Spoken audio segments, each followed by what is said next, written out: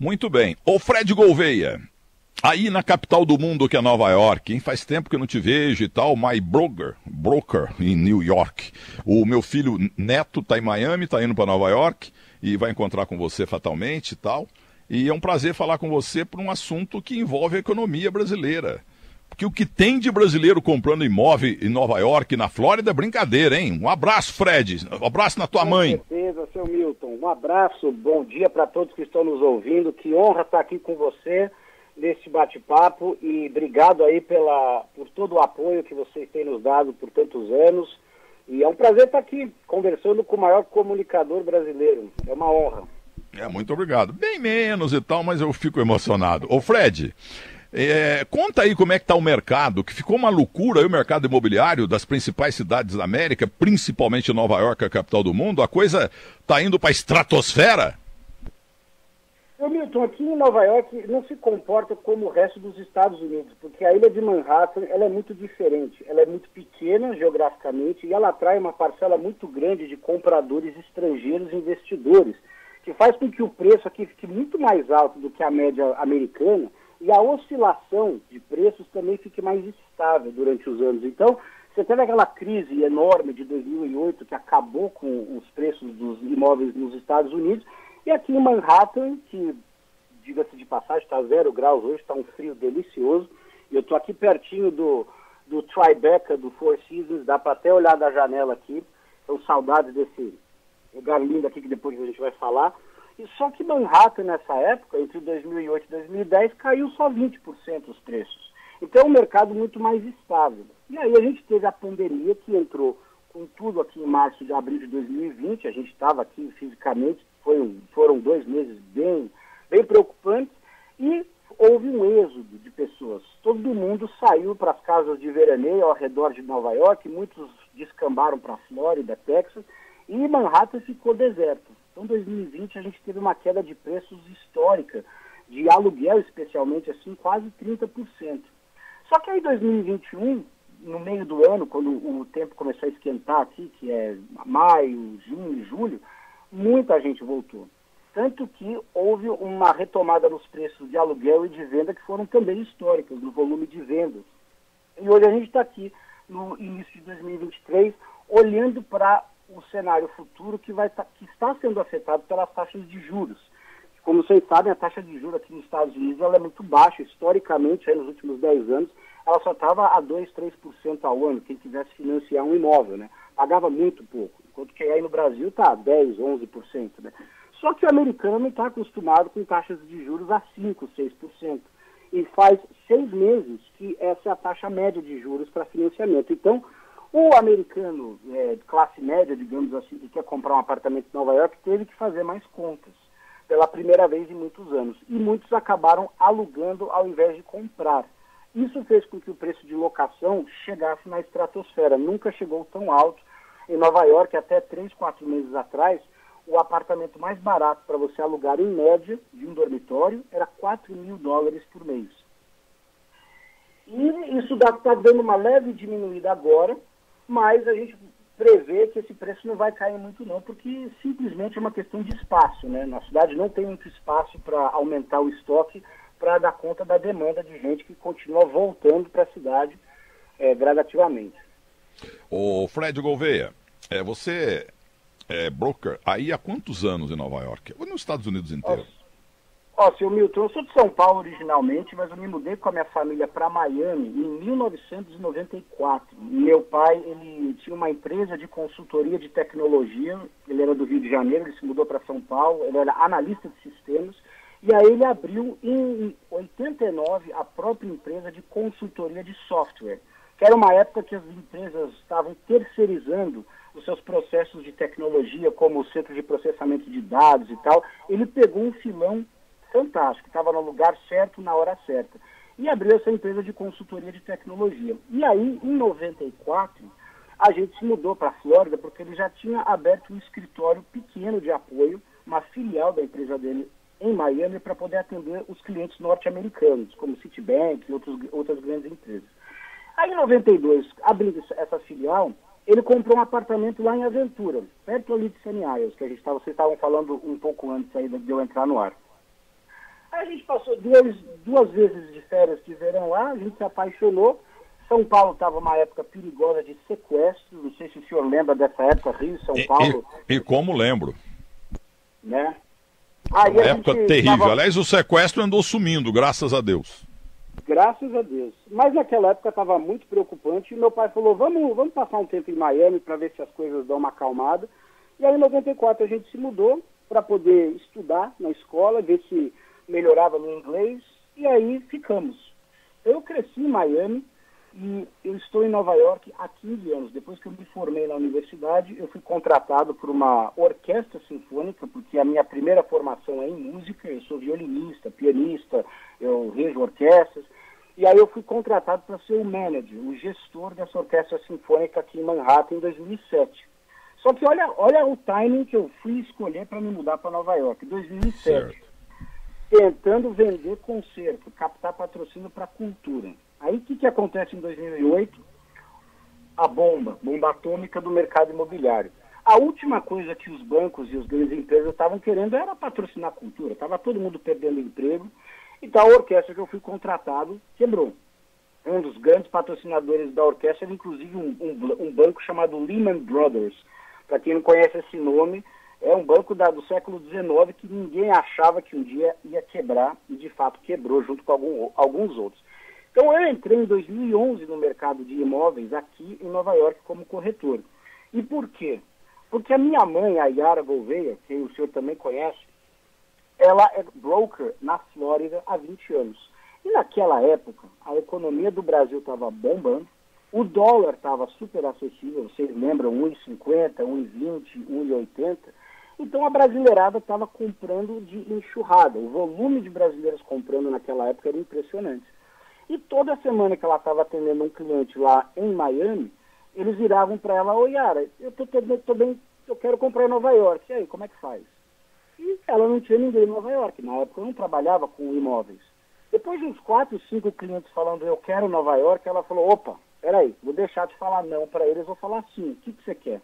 Ela pegou um avião, passou uma semana aqui comigo, e aí eu descobri um novo mercado que eu não conhecia, porque até então eu estava trabalhando com músicos, com cultura, morando naqueles apartamentos horríveis, assim, que você tem que subir 5 lances de escada, todo torto, cheio de rato, era uma vida bem difícil.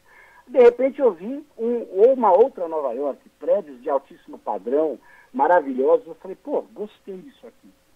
Tirei a minha licença e estou há 11 anos atuando nesse mercado aqui em Nova York. E com muito sucesso. Eu até indiquei para você o Tavolaro, meu amigo lá da Barra Funda, cofundador da CNN no Brasil, e ele quase que alugou um aí que eu conheço. Mas é o seguinte, eu queria que você falasse, principalmente, esse é o cerne da nossa entrevista. Porque aqui você está sabendo, é claro, né? O mercado financeiro aqui está com as pernas pro ar, sabe? É só dúvida, até porque tem ministro aí que não entende nada de economia, entendeu? E fica falando abobrinha. Então o mercado tá, a bolsa desabando, aquele negócio todo. Então eu queria saber se os brasileiros estão investindo para fugir da indefinição daqui, estão comprando muitos imóveis em Miami e principalmente em Nova York, que é o teu negócio, e como é que está a situação também na Flórida? É muito brasileiro, como nunca tivemos, comprando imóveis por aí, e o que você indica para eles? Com certeza aumentou bastante o volume, seu Milton. Antes das eleições, no ano passado, lá por setembro, outubro, novembro, a atividade que a gente começou a sentir aqui em Nova York e na Flórida aumentou muito por brasileiros. Inclusive, tem até um projeto lá em Sunny Isles, que a gente não pode falar o nome, mas a gente sabe que 3 vendas aconteceram no final do ano passado de 60 milhões, 20 milhões e 13 milhões de dólares, são as cifras, se eu não me engano. 3 dessas foram para famílias brasileiras. E 1/3 das vendas recentes desse projeto também foram para brasileiros. Isso é um salto astronômico de volume comparado com o período de 2021, 2020, que estava muito mais estável. E aqui em Nova York a gente teve 2 vendas grandes para brasileiros que se destacam assim fora da curva do nosso volume padrão assim, de atividade. E eram 2 casos de brasileiros que estão comprando para dolarizar uma boa parte do patrimônio para se proteger. E uma dessas famílias comprou um apartamento aí de 8 milhões e tanto para mudança. Já colocaram os filhos na escola aqui, e foram bem taxativos. Nós estamos nos mudando para os Estados Unidos. Enquanto que outros a gente tem consultado, vem conversando para aumentar a dolarização do patrimônio deles. O que a gente indica para eles? Projetos na planta, que são bons lançamentos aqui, que já estão prontos e que estão numa atividade, estão com um número de estoque alto, e existe talvez uma oportunidade melhor de negociação, porque a gente está no momento com um estoque alto de lançamentos de alto padrão. Então, se o cliente tem aí seus 2 milhões, 3 milhões de dólares para investir, comprar algo novo, a gente consegue indicar para eles muitas opções legais. Tem gente que prefere Upper East Side, aqui, falando de bairros em Nova York, né? O brasileiro, tradicionalmente, conhece mais os bairros ao redor do Central Park. Upper East Side é o mais tradicional, mais clássico, onde tem os museus, e também é o bairro que tem a maior oportunidade de preços, porque ele tem um estoque muito grande. Ele é um bairro, se você olhar no mapa, ele é bem largo e ele tem bastante estoque, porque é um bairro muito verticalizado. Ele é bem adensado. Então a gente indica esse como uma opção para quem assim não sabe aonde quer investir, mas quer investir aqui em Nova York. A gente indica lá para o East Side como uma opção. Já tem brasileiros que conhecem mais Nova York, ou que estudaram na faculdade aqui quando eram mais jovens, tendem a preferir downtown. Então a região de Tribeca, Soho, Village, Chelsea, são áreas mais descoladas, onde tem uma cena noturna mais ativa, onde tem essas empresas de tecnologia, Google, Facebook e tal. E nestes bairros você tem restrições de adensamento. A cidade, várias áreas desses bairros são tombadas pelo patrimônio, então você tem uma relação de estoque muito menor para o estoque disponível. A qualquer momento tem sempre menos estoque disponível para os compradores interessados. Então é um bairro são bairros que tendem a ser mais líquidos e mais caros, né? Ô Fred, o negócio é o seguinte, aqui no Brasil, todo mundo sabe, quem o dono do imóvel, da casa, do apartamento, do conjunto comercial, é o inquilino que tem que pagar PTU e condomínio. Aí não. Aí quem paga, quem paga é o proprietário. Agora, quando tem IPTU e condomínio para prédio, em casa só tem IPTU, não tem condomínio na rua, né? Exato. Não, porque o que aconteceu é o seguinte, teve uma anta, quando o Trump proibiu descer avião brasileiro lá, porque sabe como é que é, o auge da pandemia, o imbecil falou assim, quero ver agora quem tem casa em Nova York, que não vai poder ir lá, não vai poder, eu estava vendo aqui num grande recipiente aqui de perseguições de uma pessoa irresponsável, entendeu? Lá quem tem não pode desfrutar agora, porque o avião não pode descer, não tem jeito de desfrutar da casa. Vai ter que pagar IPTU, condomínio, tem que pagar as taxas e mais taxas, o cara não sabe porcaria nenhuma do mercado aí, entendeu? Então fica claro, o anta, quem tem casa não paga condomínio, seu burro. Entendeu? E aí ficam preocupados, rapaz. É uma vergonha. Tem gente que não presta mesmo e fica só... Eu vi aqui uma coletânea de ataques dos últimos 10 anos. Tá tudo lá com o Sergei Koberbex e com o André Frois. E com a dona Zulaí. Vamos resolver isso aí na porrada. Porque é impressionante o tamanho da inveja que tem aqui. Agora eu queria saber o seguinte, no 67C de Tribeca aí, né? É Tribeca ou Tribeca? Cada um fala de um jeito. É Tribeca porque é uma abreviação. As pessoas não sabem o que significa o nome. Elas acham que é um nome próprio, mas é uma abreviação. Tribeca. Triangle Below Canal Street. Ou seja, o triângulo abaixo da Rua Canal.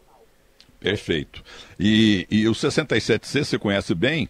E o 167B ainda mora lá o Michael Phelps ou já mudou de prédio? Eu não sei onde é que ele está morando hoje não, seu Milton. Sei.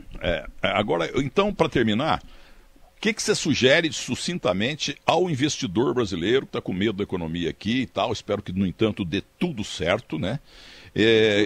O brasileiro que quer comprar na Flórida, principalmente o brasileiro adora a Flórida e também Nova York, que aí é bem mais caro. Eu queria saber o que você sugere, rapidinho.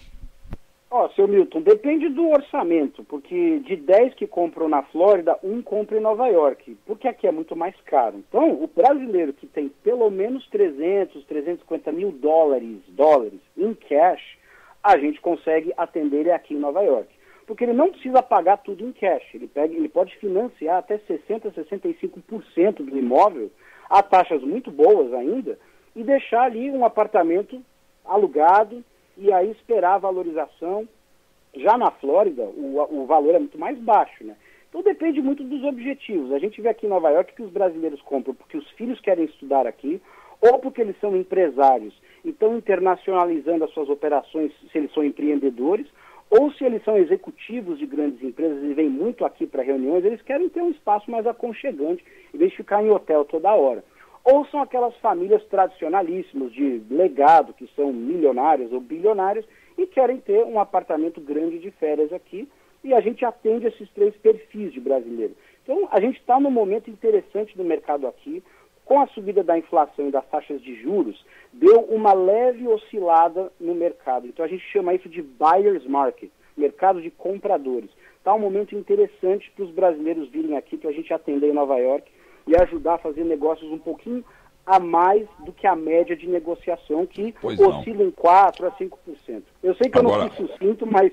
Não, tá tudo certo. Só para completar, desculpa, porque eu queria que você arrumasse um apartamento aí de um dormitório para aluguel, porque o nosso Guilherme Cimatti, meu produtor, meu reinventor, e ele vai se casar com a Bruna Total, querida amiga da Bandeirantes, e vão passar a lua de mel aí e depois querem morar em Nova York. Então você vai atendê-los como sempre atendeu a minha molecada.